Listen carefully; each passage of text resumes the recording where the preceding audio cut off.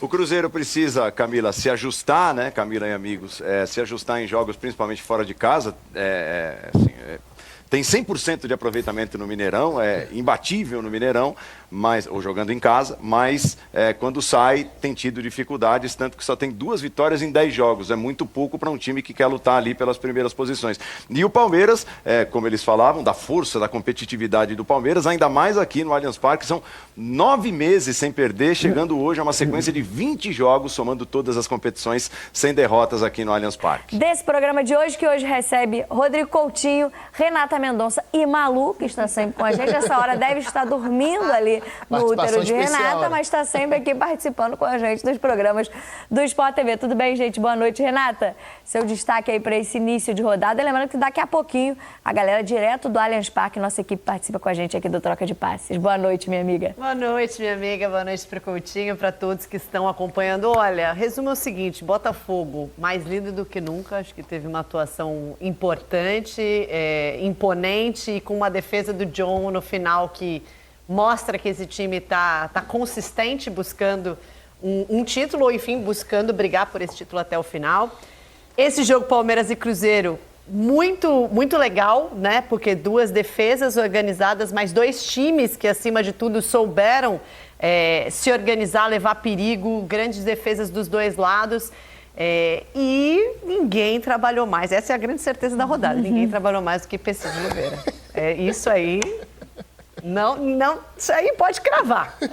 Ninguém trabalhou mais do que PC Oliveira, que estará trabalhando aqui. Informações de bastidores. PC Oliveira chegou na emissora às 3 da tarde, vai entrar ao vivo daqui a pouco aqui com a gente, porque ele vai ter que explicar esse lance, Coutinho, que nenhum de nós acho que já tinha visto. A gente já viu de tudo, até massagista entrar em campo e impedir gol. Isso eu já vi no futebol.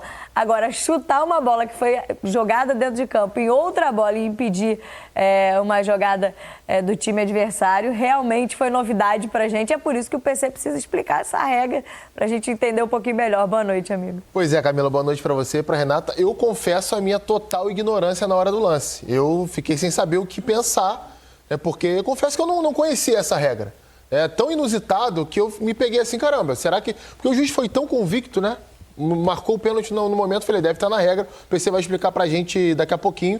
Agora, a gente vai começar a olhar nas próximas rodadas, né? Pro futuro do campeonato. E eu acho que essa rodada pode ser muito emblemática nesse sentido, né? Amanhã, Bahia joga, São Paulo joga, que são as equipes que estão logo abaixo dos 3 primeiros colocados e vão tentar se aproximar. Se a gente olha o início da tabela ali, os 3 primeiros colocados, a gente vai ver o Botafogo líder com mais vitórias e uma campanha melhor, como a gente está vendo ali. O Palmeiras, a melhor defesa. O Flamengo, o melhor ataque. O que talvez seja, né? Tudo aquilo que se esperava antes do campeonato, realmente pensando na formatação de elenco dessas equipes, e acho que o segundo turno tem muita coisa bacana pela frente. Não estou aqui decretando que os 3 vão brigar pelo título, não.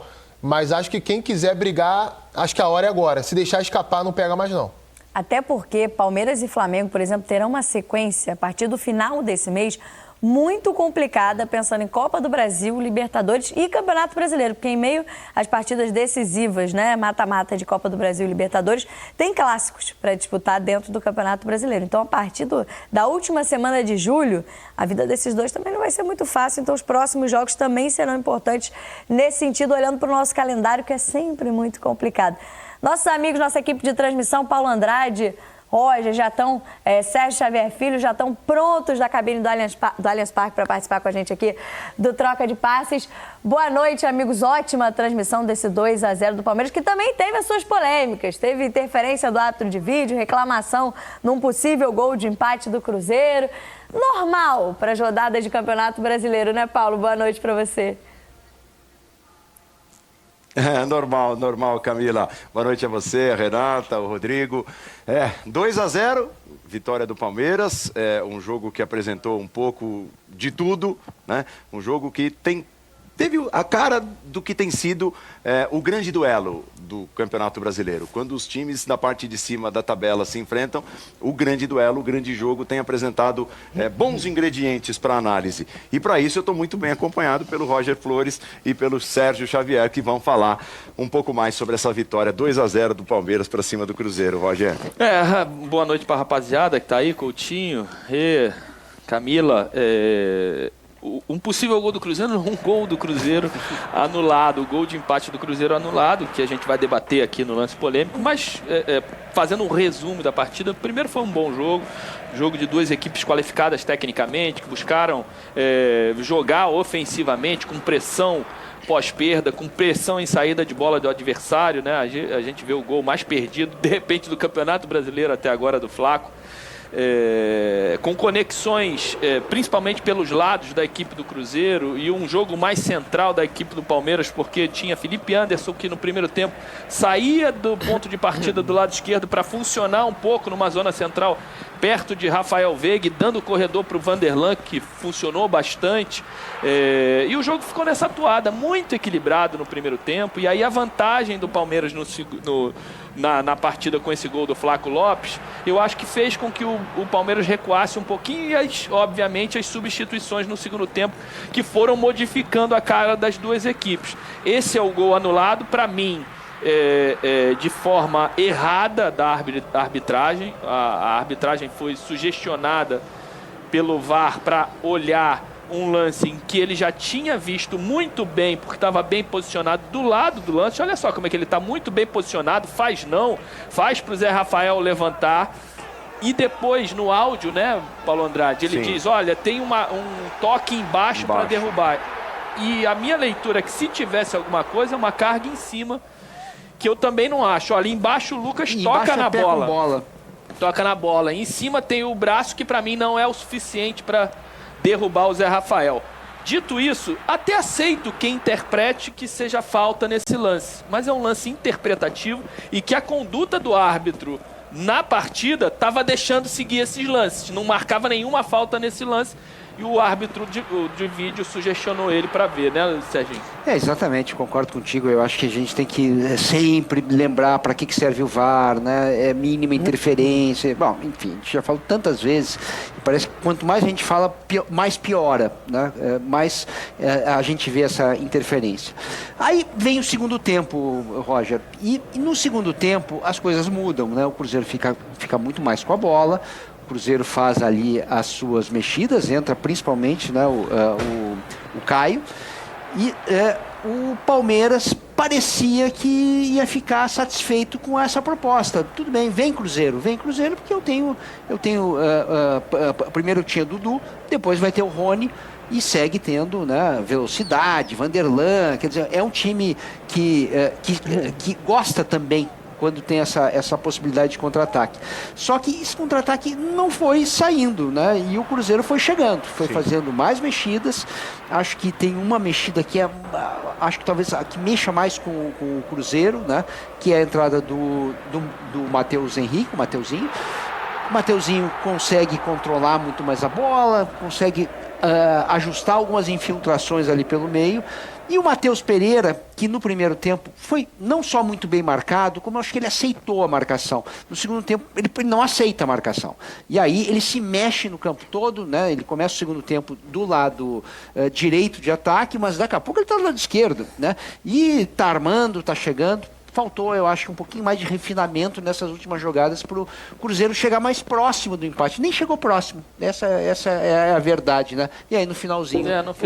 numa jogada até diferente do que o Palmeiras estava planejando, que era saída em transição, saída em velocidade.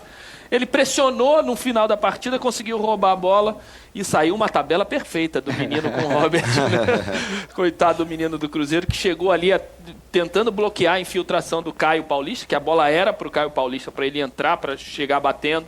Foi tentar dominar, a bola fugiu dele e escorou para o menino bater de primeira e fazer o segundo gol. Um jogo muito equilibrado, eu acho que tem interferência da arbitragem no gol de empate do Cruzeiro, que foi anulado.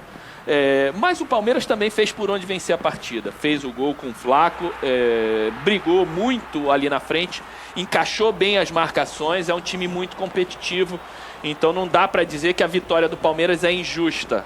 É justa sim, porque o Cruzeiro no segundo tempo, quando teve mais posse de bola, não teve eficiência para botar lá para dentro. Só uma última coisa. Como é cascudo o Palmeiras. É muito. Né? Sim. Mesmo quando em alguns momentos do jogo se vê em dificuldade, nunca se desorganiza, né? É uma equipe muito forte. principalmente no Allianz, mas não só no Allianz, né? É uma equipe que é muito difícil bater o Palmeiras quando está concentrado, hoje estava. Sobre o Felipe, né, que todo mundo está com essa curiosidade de ver como ele vai funcionar nessa equipe do Palmeiras. Ele, no primeiro tempo, jogando numa zona mais central, saindo da esquerda por dentro para dar o corredor ao Vanderlan, ele funcionou muito bem, muito bem. Ele fez algumas conexões de um jogador muito inteligente e de refino técnico. No segundo tempo, o Abel pede para ele jogar um pouco mais aberto do lado esquerdo, né? Para tentar principalmente o bloqueio do William, da subida do William. E ali ele já com vigor físico mais baixo, perdendo um pouco de potência, caiu o rendimento. O Cruzeiro precisa, Camila, se ajustar, né, Camila e amigos, se ajustar em jogos principalmente fora de casa. Tem 100% de aproveitamento no Mineirão, é imbatível no Mineirão, ou jogando em casa, mas quando sai tem tido dificuldades, tanto que só tem 2 vitórias em 10 jogos. É muito pouco para um time que quer lutar ali pelas primeiras posições.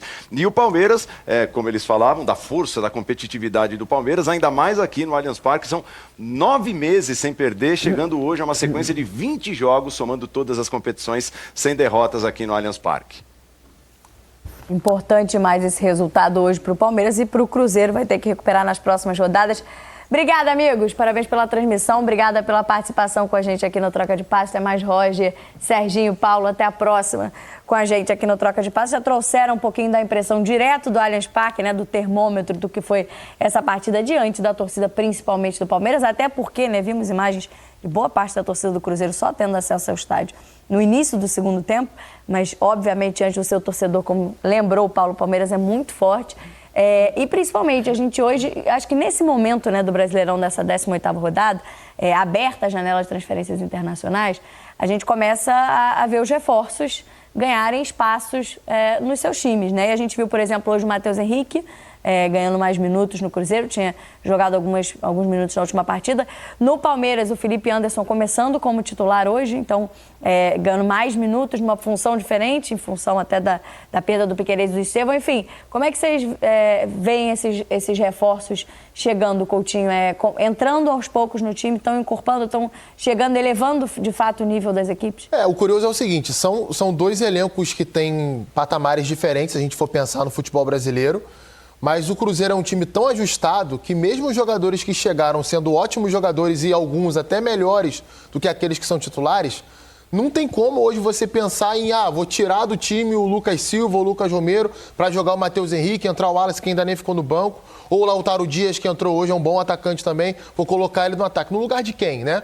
Os titulares, eles têm jogado bem. Mais uma vez, hoje a maioria deles foi muito bem. Então vai ter que ser uma coisa devagar mesmo, né? O Fernando Seabra vai ter que ter o feeling ali do dia a dia de perceber em qual jogo é legal de colocar A ou B e sacar quem tá muito bem na equipe. O time tá muito ajustadinho, né? O Cruzeiro tem essa questão mesmo de jogar fora de casa e não conseguir as pontuações, mas se a gente olha o desempenho do time em vários jogos fora de casa, foi um desempenho que ele poderia ter tido outras vitórias, ele poderia ter empatado os jogos em que ele perdeu. O jogo contra o Flamengo, por exemplo, ele foi derrotado e ele não foi inferior ao Flamengo dentro do Maracanã, né? Então, assim, é uma equipe que tem essas questões. E do lado do Palmeiras, talvez a lesão do Estevão tenha facilitado, entre aspas, um pouco, né, essa situação do Abel de conseguir dar minutos. O Maurício entrou mais uma vez hoje no segundo tempo, o Giai ficou no banco pela primeira vez. Então, é uma coisa... não pode ter pressa, porque são 2 equipes muito bem ajustadas.